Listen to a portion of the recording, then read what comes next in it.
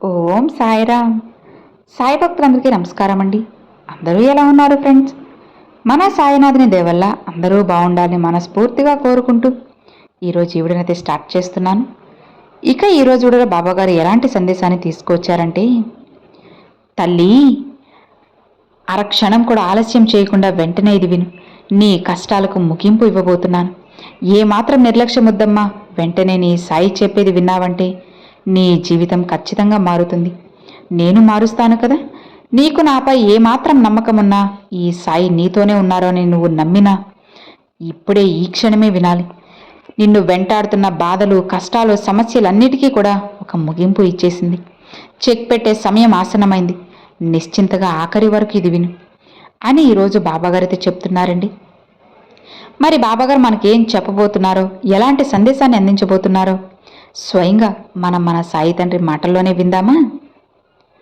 ఇలా చూడమ్మా, ఇప్పుడు నువ్వు ఎన్నో సమస్యలతో అల్లాడిపోతున్నావు కదా.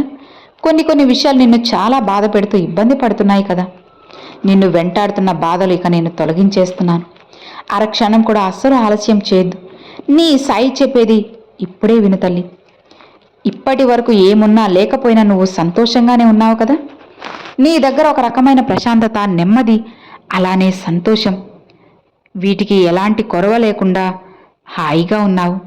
ఎలాంటి దిగులు, అలజడి ఎలాంటివి ఏమీ లేకుండా ప్రశాంతంగా ఉన్నావు కదా. అవునా? నీ సుఖమైన జీవితం మేఘంలా ఇప్పుడు తొలగిపోయింది. అందుకే కదా నీ బాధ. కారు మబ్బుల్లాగా ఇప్పుడు నిన్ను అన్నీ చుట్టుముట్టేసి కష్టాలన్నీ సతమతమయ్యేలా ఉక్కిరి బిక్కిరి చేసేస్తున్నాయి. కష్టమైన రోజుల్ని నువ్వు గడుపుతూ ఇబ్బంది పడుతున్నావు. నిన్ను ఇప్పుడు కొన్ని కష్టాలనేటివి కట్టిపడేశాయి కదమ్మా. ఈ ఒక్క సంకోచం, అలజడి నిన్ను రాత్రులు ప్రశాంతమైన నిద్ర లేకుండా అవస్థపడేలా చేస్తున్నాయి. అవునా? చెప్పాలంటే నీ కన్నీరు దారాలుగా కారిపోతుంది, ఇబ్బంది పెడుతుంది. గుండెల్లో బాధని మోస్తున్నా. నాకు మంచి రోజు రాదా సాయి అంటూ ఎదురు చూస్తూ ఆశగా అడుగుతున్నా. ఎందుకు బాబా నిద్ర లేకుండా నన్ను ఇలా చేస్తున్నారు? మంచి కోసం నేను ఇంతలా పోరాడుతున్నా, ఎందుకు నాకు ఇన్ని కష్టాలు అని అడుగుతున్నావు కదమ్మా. ఇలా చూడు తల్లి, ఏం జరిగినా నీ మంచికే అని అనుకో. నువ్వెందుకు అన్నీ చెడ్డవుగా అవుతున్నాయి, నాకే ఎందుకు ఇలా అవుతుంది అని ప్రతిరోజు నన్ను అడుగుతూ, ఆరాధిస్తూ, ఆలోచిస్తూ, ఎక్కడ నేను తప్పు చేశాను బాబా అని నీలో నువ్వే ఆలోచిస్తూ ఇబ్బంది పడుతున్నావు కదా. బిడ్డా,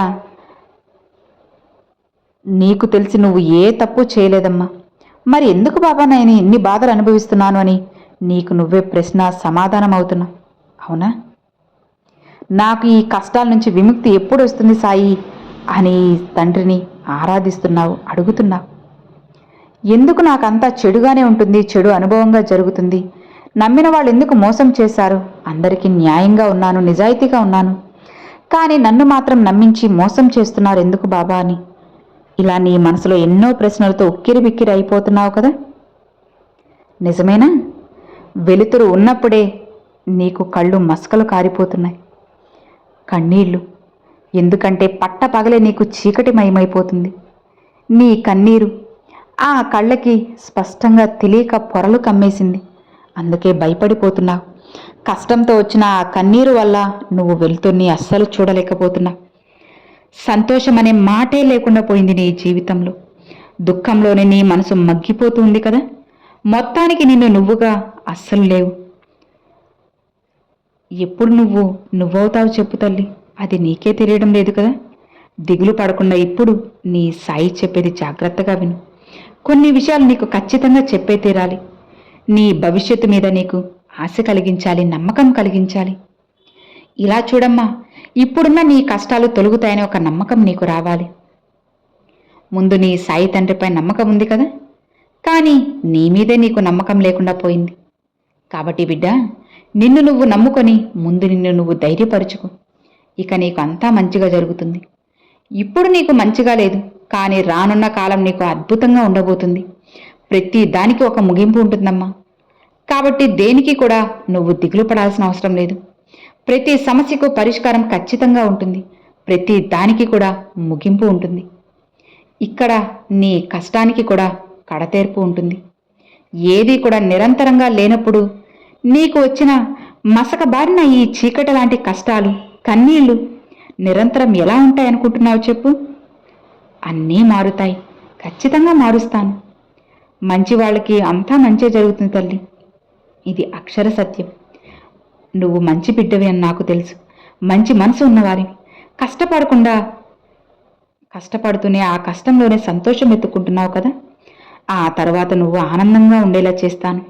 ఇప్పుడు నీ కష్టం చూసి నువ్వు బాధపడినా రేపు నీ యొక్క ఆనందం చూసి నువ్వే ఆశ్చర్యపోతావు. నాకు మంచి రోజులు వచ్చాయి బాబా అని పండగ చేసుకుంటావు, సంబరపడిపోతావు.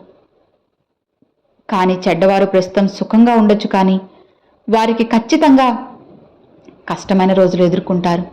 అన్ని రోజులు నిలకడగా ఉండవు కదమ్మా. ఈ రోజు నుంచి కష్టాన్ని ఇష్టంగా అలవాటు చేసుకో. దేన్నైనా సరే ధైర్యంగా ఎదిరించి నిలబడు. మంచివారు, న్యాయబద్ధంగా ఉండేవారు అదృష్టవంతులు అని చెప్పుకోవాలి. ఎందుకంటే వాళ్ళకి దైవానుగ్రహం పరిపూర్ణంగా పుష్కలంగా ఉంటుంది. నువ్వు నిజాయితీ గలదాన్వి, అందుకే నీ సాయి అనుగ్రహం నీకు కలిగింది. అతి త్వరలోనే నీ బాధల నుంచి నిన్ను పూర్తిగా విడుదల చేస్తాను. ఏది చేసినా ధైర్యంగా చేయి. ఇక నీకు కావాల్సింది నీకు తెలుసు కదా. అలాంటప్పుడు ఎలాంటి ఆలోచన పెట్టుకోకుండా నిశ్చింతగా ఉండు. నీ సాయి నీ పనులను పూర్తిగా చేస్తాను, నిశ్చింతగా ఉండు. నీ పక్క బలంగా నీ సాయి ఉన్నంత వరకు భయపడకు. ఏం చేసినా ధైర్యంగా చేయి. నీకు కావాల్సింది నేను అందిస్తాను కదా. నన్ను వెతుక్కుంటూ కూడా నువ్వు ఎక్కడికి వెళ్లాల్సిన అవసరం లేదమ్మా. నీలోనే నేనున్నాను, నన్ను చూసుకో. నీ మనసులో కళ్ళు మూసుకుంటే నా రూపం నీకు ఖచ్చితంగా కనపడుతుంది. పూజ గదిలో దీపం వెలిగితే అందులో నీ సాయి రూపం స్పష్టంగా నీకు కనపడుతుంది. ఇలా ఏదో ఒక రూపంలో నీకు నేను కనపడుతూనే ఉంటాను. నా మాటల్ని అన్నీ నీకు వినిపిస్తూ ఉంటాను. భయపడకు. నీకు నా అనుగ్రహం పూర్తిగా ఉన్నట్లే కదా, అందుకే ఇన్ని జరుగుతాయి. ఒక్క క్షణం ఇలా నా వైపు చూడమ్మా. సర్వం నేనే అయ్యి నీకు కనిపిస్తాను. అంతా ఈ సాయిమయంగా నీకు కనపడుతుంది. దేని గురించి ఎవ్వరి గురించి ఆలోచించకుండా నిశ్చింతగా ఉండు. నీ పని నువ్వు చేయి చాలు. మిగిలిందంతా నీ తండ్రి చేస్తాను కదా. నీకు చెడు అనేది అస్సలు జరగనివ్వను. అసలు నీ దగ్గరికి రాకుండా తరిమి కొడతాను. నిన్ను ఎవరైతే లెక్కలో పెట్టుకోకుండా ఉన్నారో ఇక వారే ఆశ్చర్యపడేలా నీ ఎదుగుదల ఉంటుంది. నిశ్చింతగా ఉండు. నువ్వు కోరుకున్న ప్రశాంతమైన జీవితం ఖచ్చితంగా నేను నీకు అందిస్తాను. అంతవరకు నువ్వు అస్సలు అలసిపోవద్దు. నేను నిన్ను ఎప్పటికీ వదిలిపోను. నా బిడ్డవైన నీకు ఎప్పుడూ కూడా అండగా తోడుగా నేనుంటాను. ఎవ్వరి దగ్గర కూడా నిన్ను తక్కువ కానివ్వను, చెయ్యి చాపనివ్వను. నీ జీవితం ఎవరి సొత్తు కాదు కదా, నీ సొంతం. నీ జీవితం నీది. కాబట్టి నీ జీవితాన్ని మంచిగా ఉండాలి అంటే నువ్వు ముందు ధైర్యంగా ఉండాలి. నీకు వచ్చిన మసకబారిన ఆ మేఘం లాంటి కారు మబ్బు లాంటి ఆ చీకటిని సైతం నువ్వు వదిలి బయటికి రావాలి. నీ ఆలోచన ఆ కారు మబ్బు లాంటి ఆలోచన నుంచి బయటికి రామ్మా. నేనున్నాను. ఇక నీకు ఏమీ కాదు. అంతా మంచిగా ఉంటుంది, మంచే జరుగుతుంది. నీ సాయి ఉన్నారు. ఈ కష్టాన్ని నేను ఎదుర్కొంటాను అనే ధైర్యంగా ఆ మేఘాన్ని తప్పించుకొనిరా. మంచి వెలుతురు నీకు కనపడుతుంది. స్వచ్ఛంగా పున్నమి లాంటి వెలుగు. ఇక నీ జీవితం స్వచ్ఛంగా నువ్వే చూస్తావు, ఆశ్చర్యపోతావు. అలానే నీకు ప్రతి పనిలో కూడా ఆధారంగా నేనుంటాను. నీకు అన్ని పనులు సులువుగా అయ్యేటట్లుగా చూడటానికే కదా నీ సాయి నీకు తోడుగా ఉండేది చెప్పు. ఇక నువ్వు దేనికోసమైతే కోరుకుంటున్నావో అది తప్పకుండా జరిపిస్తాను. మీ పిల్లల పెళ్ళిళ్ళు, పిల్లలు, వ్యాపారం, డబ్బు, ఇలా అన్ని కోరికలు ఏదైనా సరే నువ్వు ఆశపడుతున్నావు కదా. ఆ ఆశ తీరాలని ఎప్పటి నుంచో ఎదురు చూస్తున్నావు కదా. అది నీకు అనుకూలంగా మంచిదిగా మారుతుంది. ఒక్క విషయం మాత్రం గుర్తుపెట్టుకో భక్త. నీలో భయాన్ని పక్కన పెట్టు. ఆత్మధైర్యాన్ని పెంచుకో. ఏదైనా చేయగలను అన్న నమ్మకాన్ని నిలుపుకో. జీవితంని సంతోషంగా జీవించు. మంచిగా జీవించాలని అనుకుంటున్నావు కదా, అలానే జరుగుతుంది. నీ సాయి చెప్పినట్లుగా చేయి. నీకు అంతా సవ్యంగా మంచిగా జరుగుతుంది. నీ యొక్క మంచి గుణానికి ఎప్పుడూ కూడా మంచే జరుగుతుంది. నీ సాయి మంచి చేస్తాను. ఏది నీకు కొదవ లేకుండా, కొరత లేకుండా కొత్త జీవితాన్ని అందిస్తాను. ఇక నువ్వు నీ మనసు స్వచ్ఛంగా ఉంటుంది. కానీ కాస్త తొందరపాటు ఎక్కువ. ఆ తొందరపాటు వల్ల నీ ఆలోచన అనేది అమిత ఆవేశంలో నిర్ణయాలు తీసేసుకుంటున్నావు, ఇబ్బంది పడుతున్నావు. ఇప్పుడు నీకు కష్టం. నేను ఏం చేయాలని ఆందోళన పడిపోతావు. ఆనందంగా ఉన్నప్పుడు వెంటనే సమ్మరపడిపోయి అందరితో ఆనందాన్ని పంచేసుకుంటా. దిగులు వచ్చినప్పుడు ఒంటరిగా కూర్చొని నాకేంటి ఈ కర్మ అని బాధపడి కన్నీరు పెట్టుకుంటా. అలా ఎప్పుడూ ఉండద్దమ్మా. అన్ని సందర్భాలను నువ్వు సమానంగా తీసుకోవాలి. అప్పుడే కదా నువ్వు ఎప్పుడూ కూడా ఆనందంగా ప్రశాంతంగా జీవించగలవు చెప్పు. ఆ మన పక్వాన్ని నీలో రావాలి అంటే ముందు నీ ఆలోచనలు మారాలి. అప్పుడే నువ్వు మారుతావు. నీ ఆలోచనలన్నీ కూడా నీకు అనుకూలంగా సానుకూలంగా మారాలి. అప్పుడే జీవితం మారుతుంది అని తెలుసుకో. నీ సాయిపై నీకు నమ్మకం ఉంది కదా. ఈ భక్తి నాపై ఎలా నీకు ఎక్కువగా ఉందో నీ జీవితం పైన నీకు నమ్మకం ఖచ్చితంగా ఉండాలి. నీపై నీకు నమ్మకం పెంచుకో. అప్పుడే తప్పకుండా అన్నీ మారుతాయి, నీకు అనుకూలంగా మారుతాయి. నీ కోరికలు కూడా తీరుతాయి. ఇక నిశ్చింతగా ప్రశాంతంగా ఉండు. ఈ దైవ నిర్ణయాన్ని నేను చెప్పాను కదా. ఇక నీ సాయి నిన్ను వెతుక్కుంటూ రాబోతున్నారు. ఇన్ని విషయాలు నీకోసంగా చెప్పి నూరు పోస్తున్నారు అంటే ఇక నీకన్నా అదృష్టవంతులు ఇంకెవరు చెప్పు. ఇంకేం కావాలి నీకు? నువ్వు అదృష్టవంతమైన బిడ్డవి, సాయి బిడ్డవి కాబట్టే ఈ మాటలు వింటున్నా. నన్ను తలుచుకొని నా నామస్మరణ చేశావు కాబట్టే ఇక నీకు అంతా మంచే జరుగుతుంది. చెడు జరగడానికి ఇక స్థానమే లేదమ్మా. అన్నీ పక్కన పెట్టేసే. ఎలాంటి చెడు ఆలోచనలు రానివ్వకుండా నిశ్చింతగా ఉండు. నీకు అంతా మంచే జరుగుతుంది. నీ జీవితంలో ఒక రక్షణ కవచంలా నీ సాయి నీకు తోడుండగా ఇక నీకెందుకు దిగులు, ఎందుకు భయం చెప్పు. ప్రశాంతంగా ఉన్నావంటే నీ జీవితాన్ని నీకు నచ్చినట్లుగా మార్చి నువ్వు సంతోషంగా ఉండేలా చేసే బాధ్యత నీ సాయిది.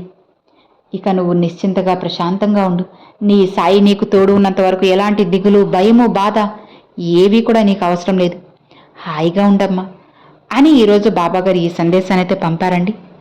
సో విన్నారు కదండి, ఈరోజు బాబాగారు పంపించిన ఈ మంచి సందేశం మీ అందరికి నచ్చింది, అర్థమైంది అని అనుకుంటున్నాను. నచ్చితే ఒక చిన్న లైక్ చేయండి, మరికొంతమంది సాయి భక్తులకు షేర్ చేయండి. ఫస్ట్గా మన ఛానల్ చూసారు సబ్స్క్రైబ్ చేసి సపోర్ట్ చేయండి friends. Thanks for watching. Om Sairam.